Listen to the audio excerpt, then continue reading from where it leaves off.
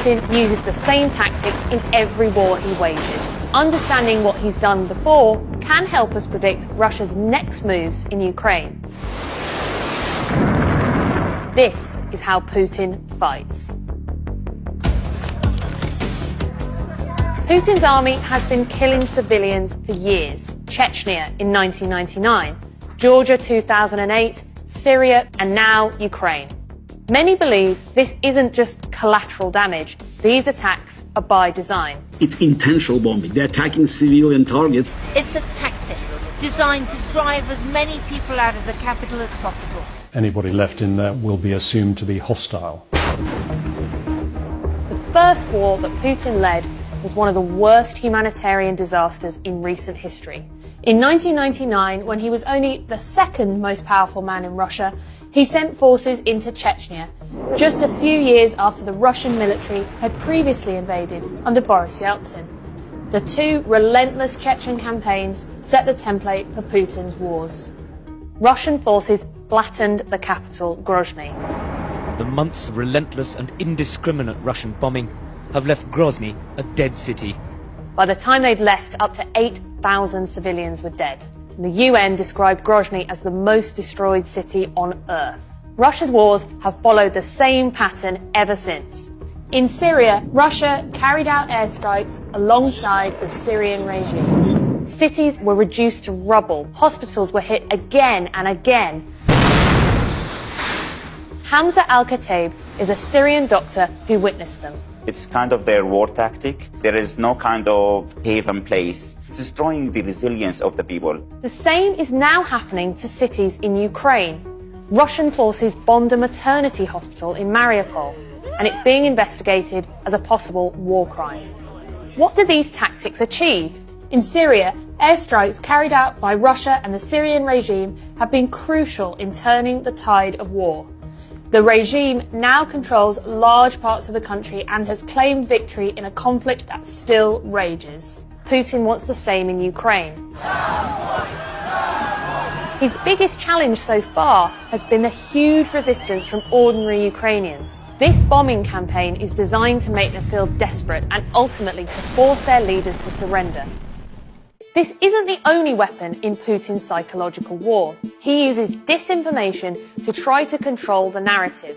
False flags are a big part of this, staging an attack and blaming it on someone else. Creating false provocations, of then having to respond to those provocations and then ultimately committing new aggression. His history with false flags goes all the way back to Chechnya. In 1999, 307 people were killed in bombings across Russia. The government and the mayor of Moscow have been swift to blame Islamic militants. Chechens have vigorously denied involvement in the attacks. Many historians believe that the attacks were planned by Putin loyalists to boost support for the war in Chechnya and for Putin himself. Within weeks, his approval ratings had soared, and just months later, he became president of Russia. Now Western governments are warning that Russia might carry out another false flag in Ukraine. He's asserting that we, America, have biological as well as chemical weapons in Europe, and that Ukraine has biological and chemical weapons in Ukraine. That's a clear sign he's considering using both of those. And this is almost exactly what happened in Syria. In 2016, the Russian embassy even tweeted a picture from a video game to illustrate what they said was evidence of Russia's enemies taking delivery of chemical weapons. The fear is that Putin is setting up excuses to carry out his own chemical assault on Ukraine. Хочешь узнать о планах России? Посмотри, в чем Россия обвиняет других. Они уже делали такие вещи в других странах. One of Putin's favourite tactics is deny and accuse, taking a real atrocity that he's committed and claiming the whole thing is some Western invention. Again, we saw this in Syria.